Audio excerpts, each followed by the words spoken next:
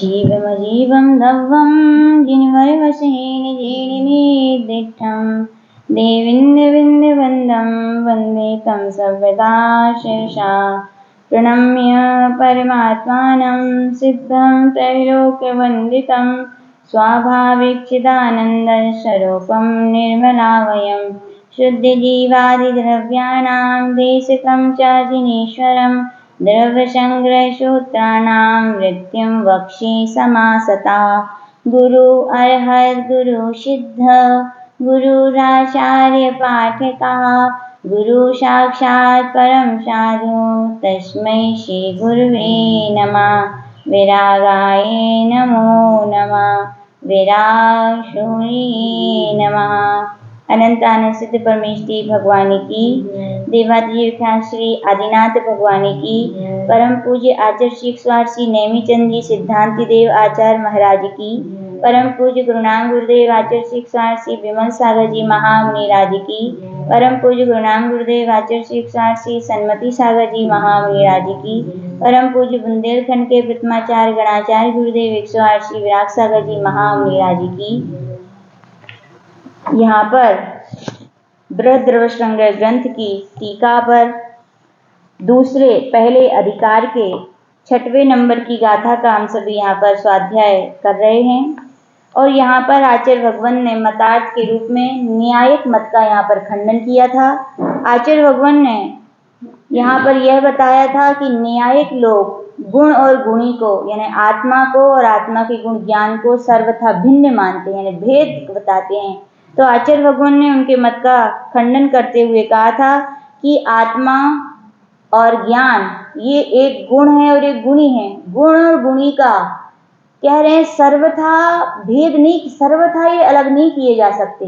वहाँ पे कथनचित अपने यहाँ पे जैन दर्शन में एक बहुत अच्छी विशेषता है कि अनेकांतात्मक वस्तु को माना गया है, सर्वथा नहीं कहा गया है, कथनचित कहा गया है कि कथनचित ज्ञान और आत्मा में भेद है और कथनचित भेद भी नहीं है। दोनों प्रकार की बातों को स्वीकार किया। सर्वथा ही भेद है या सर्वथा ही अभेद है ऐसा नहीं कहा गया। लेकिन न्यायिक मत वाले यहाँ पर कह रहे थे कि क्या है, सर्वथा आत्मा यानी कि जो गुणी है वो गुण से क्या है, भिन्न है। तो आचार्य भगवान ने देवसेन महाराज ने आलाप प्रकृति ग्रंथ में 133वें नंबर के सूत्र में वहां पर बहुत अच्छी बात कही है कि भेद पक्षेपि विशेष स्वभावानां निराधारत्वा दर्थ क्रिया कारित्वा भावा अर्थ क्रिया कारित्वा भावे द्रव्यस्यात् भावा। वहां पर आचार्य भगवान ने कहा सर्वथा गुण और गुणी में यदि भेद मानते हैं, क्या मानते हैं, उनको अलग अलग मानते हैं, तो फिर दोनों की अलग अलग सत्ता हो जाएगी। सत्ता यानी अस्तित्व, फिर दोनों का अलग अलग मानना पड़ेगा। फिर आचार्य भगवान ने वहां कहा यदि भिन्न भिन्न सत्ता हो जाएगी तो फिर कह रहे हैं भिन्न भिन्न सत्ता हो जाने से गुण और गुणी क्या हो जाएंगे, गुण क्या हो जाएंगे, निराधार हो जाएंगे, द्रव्य के आधार से फिर नहीं रहेंगे। और द्रव्यों की जो विशेषता है, गुण कौन कहलाते हैं, द्रव्याश्रय, द्रव्यों के जो आश्रय से रहे वे ही गुण है। और यहाँ पे कह रहे हैं वो द्रव्य से अलग है, तो आचार्य भगवान के भी निराधार हो जाएंगे। और बोल रहे हैं यदि निराधार हो जाएंगे तो अर्थ क्रिया कारित्व का अभाव हो जाएगा। फिर जो क्रिया कार्य की सिद्धि होनी चाहिए वो नहीं हो पाएगी। और कार्य की यानी अर्थ क्रिया कारित्व के अभाव हो जाने पर मानो द्रव्य का ही क्या हो जाएगा, अभाव हो जाएगा। तो आचार्य भगवान के ऐसा सर्वथा भेद मानना नहीं है। और आचार्य भगवान अपन ये भी समझ, सर्वथा यदि भेद रूप नहीं है तो सर्वथा अभेद रूप भी नहीं है। ज्ञान और आत्मा में प्रदेशत्व गुण की अपेक्षा से अभेदपना है, सर्वथा अभेदपना नहीं है। आचार्य भगवान ने वही यहाँ पर 134वें नंबर के सूत्र में भी कहा है कि अभेद पक्षे भी सर्वेशा मेकत्वम सर्वेशा मेकत्वेर्थ क्रिया कारित्वा भावा अर्थ क्रिया कारित्वा भावे द्रव्यस्या भावा। वहां पर आचार्य भगवान कह रहे हैं कि यदि एकांत से यदि ज्ञान ही आत्मा है, यदि ऐसा मान लोगे तो वहां पे कह रहे हैं कि फिर आत्मा में एक ज्ञानी गुण सिद्ध होगा। फिर आत्मा में जो बहुत सारे गुण हैं, अनंत दर्शन, अनंत सुख, अनंत वीर, फिर उनका तो अभाव हो जाएगा। तो आचार्य भगवान कह रहे हैं इन गुणों के स्वभावों के समुदाय का अभाव हो जाने से तो फिर आत्मा का भी अभाव हो जाएगा। और कह रहे हैं आधारभूत जब आत्मा का ही अभाव हो गया तो आधारभूत जो ज्ञान गुण है फिर तो वो भी नहीं रहेगा।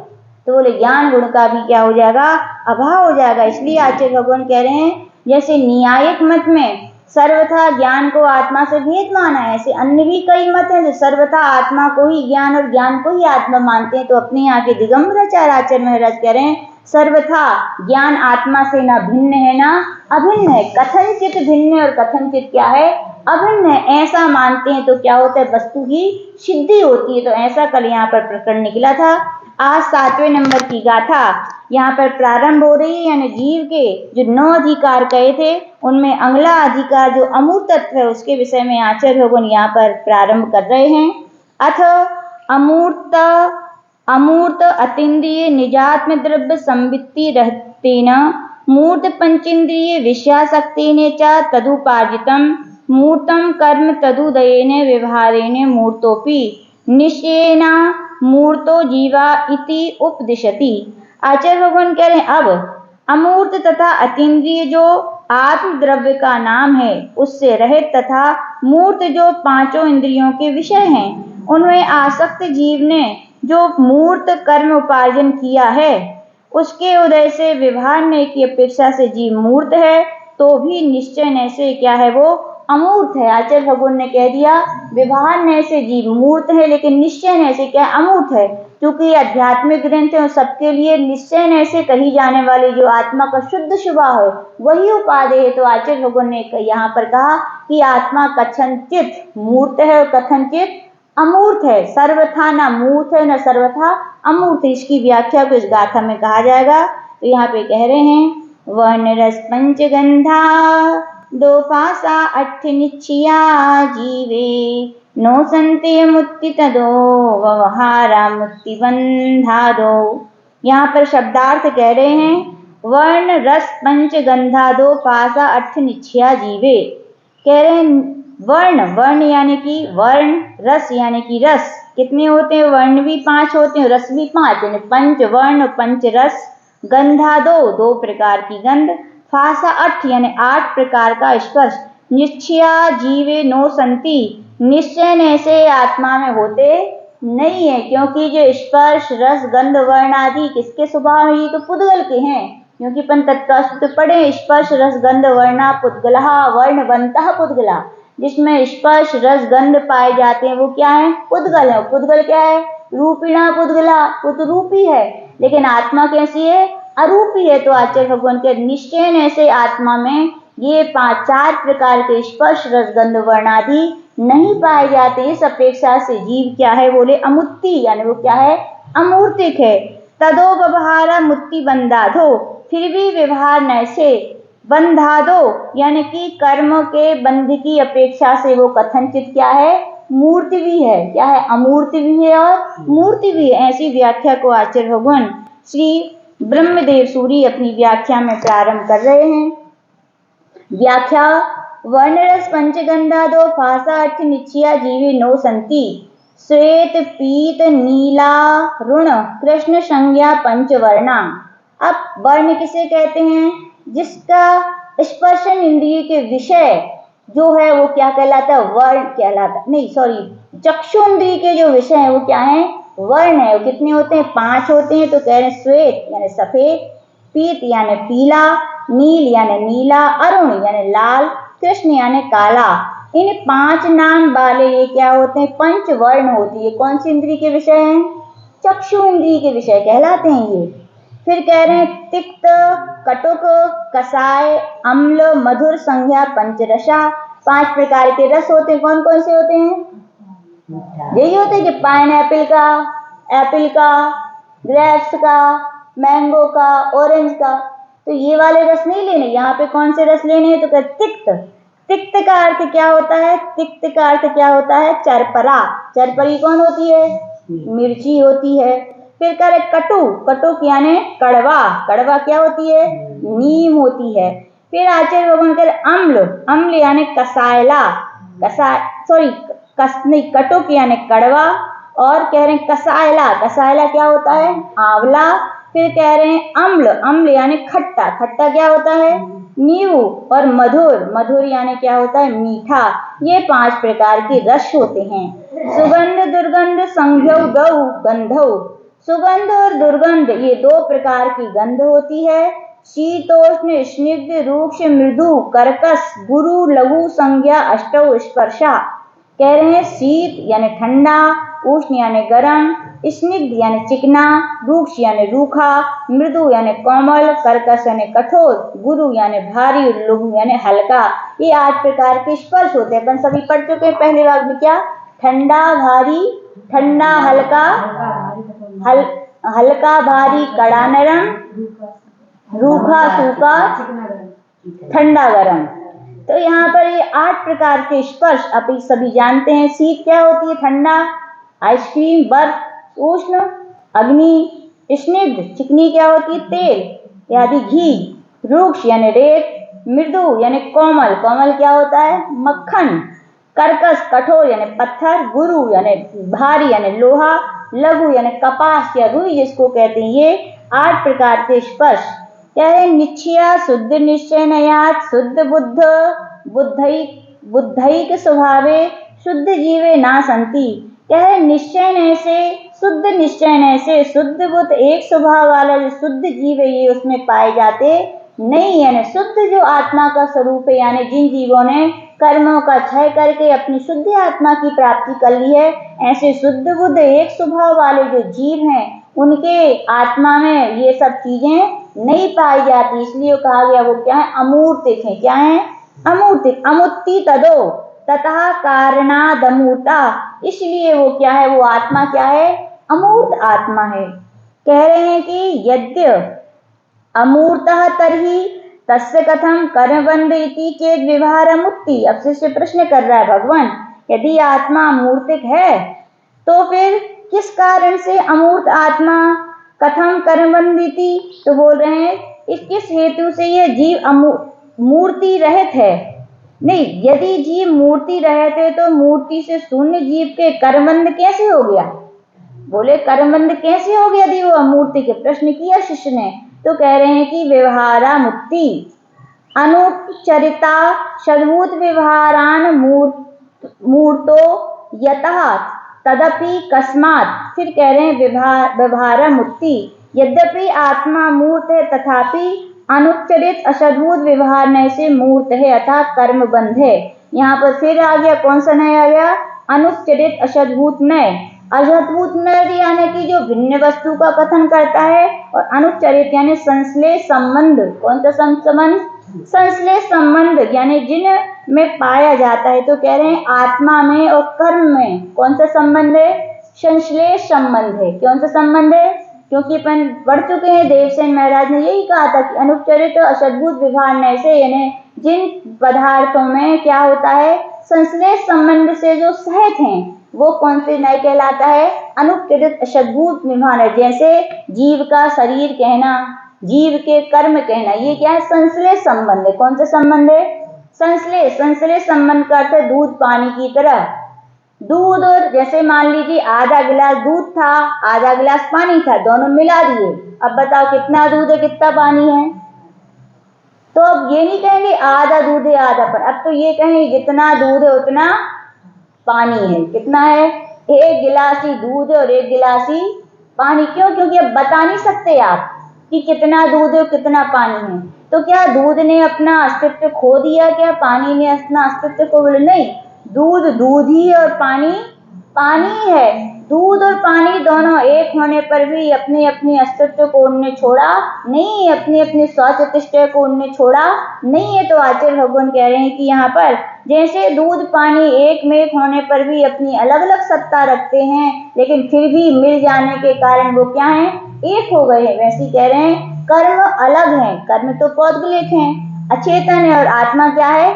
चेतन है। लेकिन फिर भी चेतन आत्मा का अचेतन कर्मों से क्या हो गया? संश्लेष संबंध हो जाने के कारण आचार्य भगवान कह रहे हैं कि वह जो आत्मा शुद्ध अवस्था में अमूर्त थी, अब वो कर्म बंध से हो जाने के कारण वो ही क्या हो गई है? मूर्त हो गई। क्या हो गई? मूर्त हो गई। तो जब कर्म बंध होता है तो फिर शिष्य फिर पूछ रहा है कि यथा तदपि कस्मात् बंधा दो, यह मूर्त भी किस कारण से है? तो यहाँ पर आचार्य भगवान कह रहे बंधा दो, बंध के कारण से है।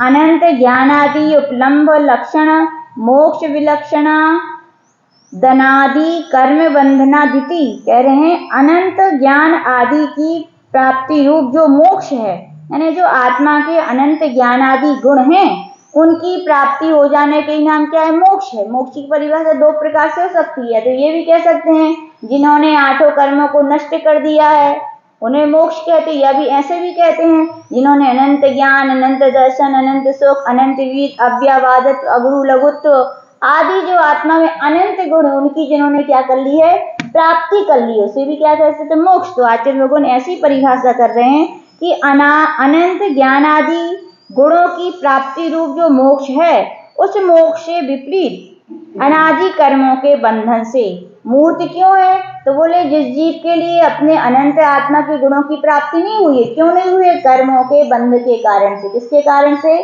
कर्म बंध के कारण से। और फिर आगे कह रहे हैं कि और कथनचित, आचार्य भगवान कह रहे हैं कि इसीलिए ऐसा कहा गया है तथा चोक्तम, लेकिन आचार्य भगवान का इस कारण से आत्मा क्या है? मूर्त भी है।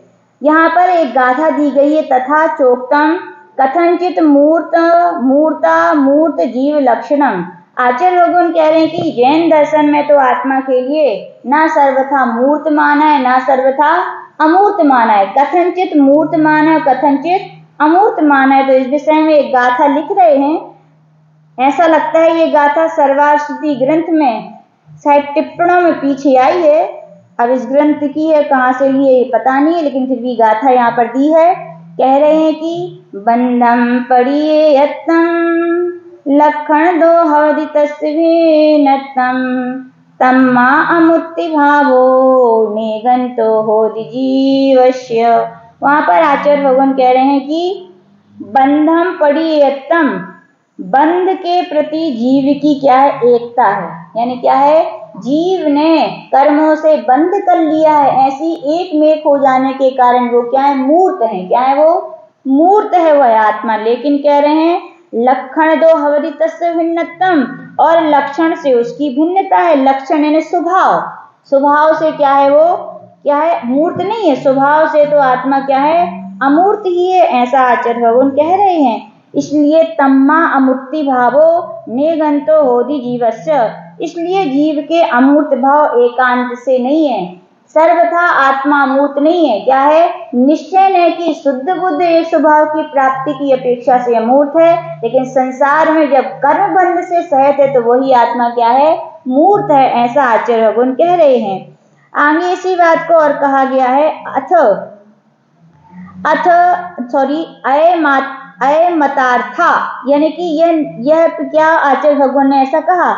इसके विषय में भी आचार्य देवसेन महाराज ने वहां पर आचार्य भगवान ने बहुत अच्छी इसकी अलग से व्याख्या की है कि आत्मा में, यानी कि आत्मा को सर्वथा मूर्त माना जाए तो क्या हो सकता है। तो वहां आचार्य भगवान कह रहे हैं, आचार्य देवसेन महाराज आलाप पद्धति ग्रंथ में बताए 142 नंबर के सूत्र में, मूर्तस्यैकान्तेन आत्मनो न मोक्षस्य वाप्ति स्यात्। सर्वथा एकांत से आत्मा को यदि मूर्त स्वभाव मानेंगे तो क्या होगा? फिर आत्मा को कभी मोक्ष की प्राप्ति हो ही नहीं पाएगी, क्योंकि आत्मा मूर्त है। मूर्त यानी कर्मों के बंधन से सहित है। यदि कर्मों के बंधन से आत्मा हमेशा रहेगी तो उसका तो कभी मोक्ष हो नहीं पाएगा, और अष्ट कर्मों के बंधन से मुक्त हो जाने पर ही सिद्ध आत्मा मूर्तिक होती है। तो आचार्य भगवान के सर्वथा आत्मा मूर्त नहीं है। और आचार्य भगवान कई ऐसे भी मत होंगे जो मानते होंगे सर्वथा अमूर्त है। तो कह रहे हैं सर्वथा मूर्तस्यापि तथात्मना संसार विलोपा स्यात्। आत्मा को सर्वथा अमूर्तिक भी नहीं माना जा सकता है। बोले क्यों? सर्वथा यदि आत्मा को अमूर्तिक हो जाएगी, कर्मों से मुक्त होने पर अमूर्तिक हो जाती है। यदि सर्वथा आत्मा को अमूर्तिक माना जाएगा तो संसार का अभाव हो जाएगा, तो सभी सिद्ध हो जाएंगे, सभी अमूर्तिक हो गए, तो फिर संसार में कोई रहेगा नहीं, संसार का अभाव हो जाएगा। संसार का अभाव हो जाने से संसारी आत्मा कर्म बंध के कारण, इसलिए कहा जाता है क्या है? वो मूर्तिक है, ऐसा अपने आगम में कहा गया। लेकिन कई और भी मत हैं जो आत्मा को सर्वथा मूर्त मानते हैं, कोई अमूर्त मानते हैं। तो आचार्य भगवान यहाँ कह रहे हैं अयमतार्था मत्तार्था। अब यहाँ पर अब तात्पर्य यह है कि यस्यैव मूर्तस्यात्मना प्राप्त्य भावादनादि संसारे भ्रमितोऽयं जीवा सा एवा मूर्तो मूर्त पंचेन्द्रिय विषय त्यागेन निरंतरम ध्यातव्या। आचार्य भगवान इसीलिए उपादेय बुद्धि से कह रहे हैं कि जिस अमूर्त आत्मा की प्राप्ति के अभाव से इस जीव ने अनादि संसार में परिभ्रमण किया है। अपने आत्मा का स्वरूप क्या है? अमूर्त है। और अपन क्या है? कर्मों के बंध से हैं और बंधे हुए हैं, तो संसार में क्या है? भटक रहे हैं। तो बोल रहे हैं उसी अमूर्त शुद्ध स्वरूप आत्मा को मूर्त पंचों इंद्रियों के विषयों का त्याग कर ध्याना चाहिए। तो आचार्य भगवान क्या करें? पंच इंद्रियों के विषयों को क्या करो? त्यागो। यानी उसमें राग भी मत करो और द्वेष भी मत करो। और महाराजों के, मुनि महाराजों के, आरिकाओं के 28 मूल गुण होते हैं और उसमें 5 मूल गुण कौन से हैं? पंच इंद्रिय विजय। उसमें क्या कहा गया? स्पर्शन इंद्रिय के विषयों में ना राग करो ना द्वेष करो। रसना इंद्रिय के विषय में भी ना राग करो ना द्वेष करो। घ्राण इंद्रिय के विषय में भी ना राग करो ना द्वेष करो। चक्षु इंद्रिय के विषय में राग करो ना द्वेष करो। और फिर क्या किया? स्रोत इंद्रिय के विषय में भी राग करो ना द्वेष करो। ऐसा कहा गया। और वहां पर फिर आगे महाराज ने इन्हीं बातों के लिए, जब अपन तत्व सूत्र के 7वें अध्याय में पढ़ते हैं, क्या पढ़ते हैं कि वहां पर अपरिग्रह महाव्रत की भावनाएं कही गई। कौन सी कही गई? मनोज्ञा मनोगिंद्रिय विषय राग द्वेष वर्जनानी पंच। यानी कि पंचेंद्रियों के जो मनोज्ञ विषय हैं उनमें राग मत करो और पंचेंद्रियों के जो अमनोज्ञ विषय हैं उनमें द्वेष नहीं करना चाहिए। तो आचार्य भगवान कह रहे आत्मा का ध्यान कौन कर सकता है? बोले वही कर सकता है जो पंचेंद्रियों के विषयों से छूटेगा। पंचेंद्रियों में भी 2 इंद्रियां काम इंद्रिय कही गई और 3 इंद्रिय भोग इंद्रिय कही। भोग इंद्रियों को जीतना तो फिर भी सरल, लेकिन काम इंद्रियों को जीतना बहुत कठिन है। आचार्य बताते हैं बड़ी बड़ी लोग साधना कर लेते लेकिन स्पर्श इंद्रिय के विषयों को नहीं जीत पाते। थोड़े में ठंडा चाहिए तो थोड़े में गर्म चाहिए, थोड़े में रूखा चाहिए तो थोड़े में चिकना चाहिए। ये मन में विकल्प बने रहते हैं। आचार्य जी कहते भैया जब इतना सब छोड़ा है, घर छोड़ा है, मम्मी छोड़ा है, पापा छोड़ा है, सब छोड़ा है, तो इतनी सी बातों में काहे अटके हो तुम? अरे जैसे कहीं बिहार करके गए, अब पाटा मिल गया, अरे ये तो दरदरा है पाटा, उस गांव में गए थे तो बड़ा चिकना था। और देखो बैठना तो पड़ ही रहा है उसी पाटे पे, दूसरा नहीं आ रहा, लेकिन फिर भी ऐसे विकल्प करके इधर वाले पाटे से द्वेष कर रहे और उधर वाले पाटे से राग कर रहे हो। बोलो क्या हो रहा है? कर्म बंद हो रहा है, कर्म छूट रहे हो? कर्म बंद हो रहा है। तो आचार्य भगवान कह रहे ऐसी छोटी छोटी बातों में विवेक रखना चाहिए। ऐसे छोटे छोटे बातों में अपन को राग द्वेष नहीं करना चाहिए। देखो मोक्ष पद पे कितनी अपन अनंत भाव में भावनाएं भाई थी, तब आज अपन को संयम पथ मिला है कि नहीं? कितना दुर्लभ वस्तु मिल रही है, अपन को कभी चिंतन करना चाहिए। जिसके लिए देवता तरस रहे हैं वो वस्तु अपने हाथ आ गई। महाव्रतों को पा करके, 28 मूल गुणों को पा करके कितनी अपने मन में प्रसन्नता, यानी अपन को गौरव होना चाहिए कि जिन महाव्रतों को, जिन मूल गुणों को तीर्थंकर भगवंतों ने पालन किया, गणधर भगवंतों ने पालन किया, रिद्धिधारी मुनि महाराजों ने पालन किया, वे महाव्रत, वे मूल गुण आज हमें क्या मिल रहे हैं? पालन करने मिल रहे हैं। और हम क्या व्यर्थ में ही अपना समय गंवा रहे हैं छोटी छोटी बातों में, जिनसे अपन को न लेना न एक न देना दो। फिर भी व्यक्ति क्या कर्म बंद, यानी कि ऐसे ही पंचेंद्रियों के चौके में गए, अब जो चौके में वही तो मिलेगा और वही तुम खा के आते हो। फिर भी ऐसा हो जाता तो अच्छा था, आके तुमने सुना दिया और मन में आहार करते करते वैसे विकल्प चलते रहे। तो आचार्य भगवान कह रहे हैं आपने इच्छा तो कर ली, लेकिन इच्छा क्या है? पाप का बीज है। वस्तु की प्राप्ति इच्छा से नहीं होती, वस्तु की प्राप्ति पुण्य से होती है। तुम्हारा पुण्य होगा तो देखो चंद्रगुप्त मुनि महाराज की कहानी सुनी होगी, पुण्य था तो देवताओं ने आहार कराए। क्यों नहीं कर्म सिद्धांत का अपन चिंतन करते? पुण्य होता है तो सब मिलता है, पुण्य नहीं होता तो अपन खुद अपने मुंह का भी निकाल के, सब जानते हैं, सब समझते हैं कि भैया वस्तु की प्राप्ति इच्छाओं से नहीं होती, पुण्य से होती है। फिर भी अपन इच्छाएं करते हैं और वस्तु तो मिलती नहीं है क्योंकि चौका में है ही नहीं है और आपको पुण्य भी नहीं है। और फिर इच्छा करी तो अपने लिए क्या, इच्छा क्या है, पाप बीजे। आज तो समंतबद्ध में कह रहे हैं पाप की बीज ही इच्छाएं करना, पाप के बीज बो रहे हो। पाप के फल क्या है, दुख में व नियम से दुख होना का। अभी तो वर्तमान में जो था तो समता से खाते और इच्छाएं कर ली तो पाप के क्या कर दिए, बीज बो दिए। और आज बीज बो है तो आगे क्या भोगना पड़ेंगे, पाप के फल किसको भोगने हैं, जिसने बो है। तो आचार्य भगवान कह रहे ऐसी रसनांद्री के विषयों में भी मन का आ जाए तो ज्यादा हर्षित ना हो और बिना यदि आमनोग्य आ जाए तो उसमें द्वेष मत करो। अपन तो क्या देखो, शुद्ध है, प्रासुक है, ऐष्णा समिति के अनुसार है और आपके स्वास्थ्य के लिए है, अनिष्टकारी नहीं है। तो समता भाव से अपन को क्या है, ले लो। ऐसे ही गंध यानी कि नाक के विषय में, घ्राण इंद्रिय के विषय में। अब सुगंध और दुर्गंध ये तुम्हारा विषय थोड़ी है। हाँ, अब जिसको तुम कहते हो दुर्गंध है, अब वे नाली के जो कीड़े हैं, जो नाली में रहने वाले पीआईजी हैं, उनको तो वही अच्छा लगा। तो वस्तु अच्छी बुरी नहीं है क्या है वस्तु अच्छी बुरी, लेकिन हम अपनी परिणति जैसी राग हमारे लिए जब अनुकूल होती है तो हम खुश हो जाते हैं, प्रतिकूल होती है तो क्या हो जाते हैं, उनमें द्वेष करते हैं। तो आचार्य को नहीं करो भैया राग द्वेष। कई बार क्या तुम कहीं रास्ते से जाते हैं, कोई सड़ा हुआ कोई जानवर का कलेवर पड़ा रहता है तो कैसा कैसा मुंह बनाते सब लोग, ऐसा मुंह बनाएंगे, ऐसी नाक गुड़ेंगे। तो आचार्य जी बोलते हैं, गुरुदेव बोलते हैं भैया तुम्हारे नाक सुपेड़ने से, तुम्हारे जो नई नई एक्टिंग करने से बताओ क्या उसकी दुर्गंध चली जाएगी, क्या रास्ता बदल जाएगा क्या? और तुम्हें चलना तो पड़ता ही है। जब चलना ही है और तुम्हारे नाक गुड़ियाने से, मुंह बनाने से उसकी दुर्गंध जाने वाली नहीं है, तुमको लेनी है। अच्छा है अपन क्या करो, समता बना के चलो, ना राग करो ना उसमें द्वेष करो, तो क्या कर्म नहीं होंगे।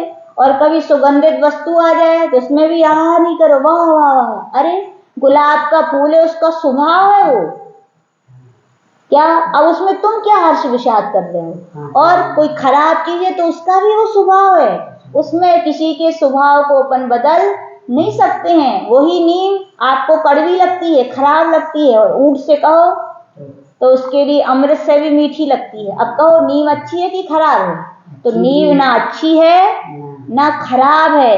जब हम राग के वशीभूत होकर सेवन करते हैं तो अच्छी लगती है, और द्वेष के वशीभूत करते हैं तो वो हमें खराब लगती है। तो ऐसी आचार्य भगवान कह रहे हैं यदि चक्षु इंद्रिय के विषय में ये कलर अच्छा है, वो कलर अच्छा नहीं है, का अच्छा और का बुरा।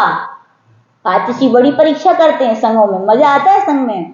क्या होता है, इतना बड़ा पूज्य गुरुदेव का संघ है तो भक्त भी एक दो चीजें थोड़ी ज्यादा लेके आते हैं, और आतिशी तो बड़े उदार मना है। वैसे पेंसिल लाई तो रख देते हैं, किस किस को पेंसिल चाहिए, और सब बोलते हमें चाहिए था। परीक्षा करते हैं, आओ ले जाओ, और बस देखेंगे सब। आतिशी भी क्या करते हैं, सब लोग आके देखेंगे उनको, तो आतिशी उनकी सूरत देखते हैं, देख क्या रहे हैं। तो आज परीक्षा करते कौन से कलर का चाहिए, तो बोलेंगे आतिशी ये पिंक कलर चाहिए। अच्छा पिंक कलर चाहिए, एक काम करो ये ग्रीन कलर उठाओ, चलते बनो। क्या बोलेंगे, अति चिटाइयों का भी होता है, सब छांटते हैं, ये कलर की नहीं। एक दादी बोलते अच्छा कौन सा कलर चाहिए, बोले ब्लू कलर। अच्छा ब्लू चाहिए, ब्लैक उठाओ, चलते बनो। बोले साधना का पथ है, अपन इंद्रियों को, विषयों को जीतने आए हैं। क्या करने आए हैं, जीतने, उनमें आसक्त होने नहीं आए। तो आचार्य भगवान कह रहे हैं ऐसे चक्षु इंद्रिय के विषयों को भी जीतना चाहिए, और ऐसे श्रोत इंद्रिय के विषयों को भी क्या अपन को जीतना चाहिए। अच्छा स्वर और बुरा स्वर, देखो भैया जिसके पहले ऐसा आगम में आता है, जो घंटे दान करता है उसका स्वर अच्छा होता है, जो भगवान के गीत गाता है, जो गुरुजनों की प्रशंसा करता है, उनके गले सुरीले होते, अच्छे होते, कोयल की तरह होते कि लोग सुनना पसंद करते हैं। और कई लोगों के गले कौआ की तरह, बस गधे की तरह, अरे सुन भी पसंद, क्यों, क्योंकि उन्होंने पहले गुरुजनों की प्रशंसा नहीं की, बल्कि क्या की, बुराइयां की। तो आचार्य भगवान कह रहे हैं भैया स्वर उनका अच्छा है कि बुरा, तुम फालतू में सुन के काय को राग द्वेष कर रहे कि तुम्हें क्या मिल जाए। तुम्हारे कहने से कौआ सुरीला नहीं बोलने लगेगा और तुम्हारे कहने से कौआ कोयल कांपने ना लगेगी। तुम्हारे सोचने से कुछ होने वाला नहीं है। तो आचार्य भगवान कह रहे हैं पंच सोत इंद्रिय के विषयों में भी अच्छे लगे सो राग मत करो, खराब लगे तो अपन को द्वेष नहीं कर। यद्यपि मानते हैं ये कठिन है, लेकिन अपन आए क्यों है बताओ। मोक्ष मार्ग पे आना, आचार्य बोलते हैं मोक्ष मार्ग पे आने का मतलब ये नहीं कि भगवान बन गए। भगवान बनने का क्या है, अपना अभ्यास है, अपन कदम बढ़ा रहे हैं। जो अनादिकाल के खराब संस्कारों को तोड़ रहे हैं, मन को जीत रहे हैं। इच्छा निरोधा तपा, यानी कि सच्ची तपस्या तो यही है, जो मन करे वो अपन को काम नहीं करना। जो भगवान कहे, जो जिनेन्द्र जिनवाणी में लिखा है, जो गुरुजन कहे वो करना, वो ही तपस्या है। सबसे बड़ी तपस्या क्या है, गुरु के अनुसार चलना। हमें आचार्य जी भी एक जन को शिक्षा दे रहे थे, भी सुनी थी हमने कि अनुशासन के अनुशासन में रहना भी बहुत सबसे बड़ी तपस्या है। उपास करने में उतनी बड़ी तपस्या नहीं। क्या है ये, संघ के अनुशासन में, गुरु के अनुशासन के अनुसार रहना भी क्या है, ये बहुत बड़ी तपस्या है। तो आचार्य भगवान कह रहे हैं कि अपनी आत्मा जो कर्मों के अधीन हो गई है, और कर्मों को अधीन करने में सबसे ज्यादा कौन है, ये राग द्वेष है। और राग द्वेष को उत्पन्न करने वाले पंचेंद्रियों के विषय हैं। तो आचार्य भगवान कह रहे हैं हे आत्मन, सबसे पहले इन पंचेंद्रियों के विषयों में राग द्वेष को क्या करो, त्याग करो। और राग द्वेष नहीं होगा तो किसी में इतनी ताकत नहीं है कि कर्मों में इतनी ताकत नहीं है कि वो आपसे आके बंध जाएं।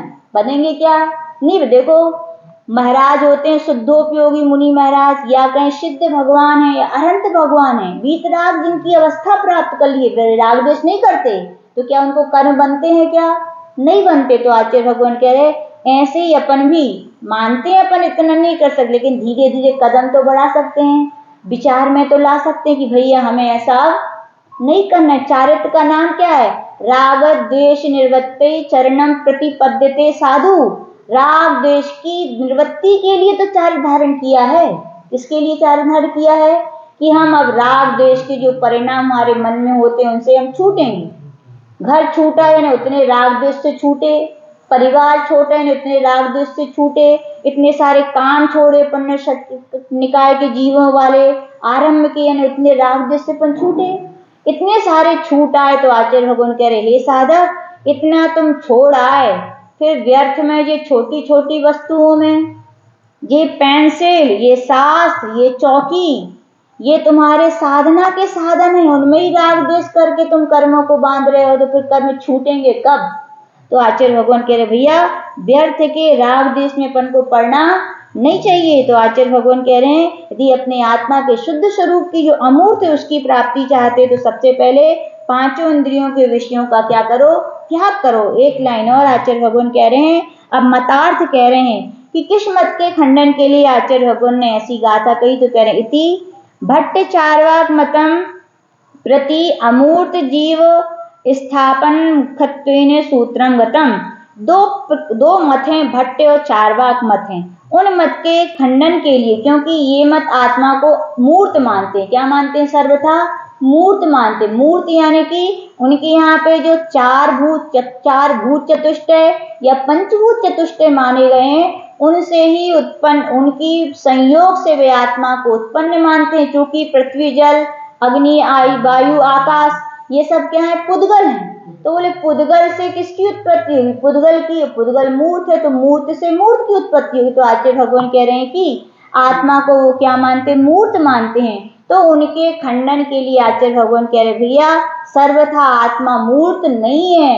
कर्म बंध की अपेक्षा से जब तक वो संसार में तब तक वो मूर्त है, लेकिन जिस दिन वो कर्मों से छूट जाएगी वो क्या हो जाएगी, अमूर्त हो जाएगी। ऐसा इस गाथा में समझाया गया।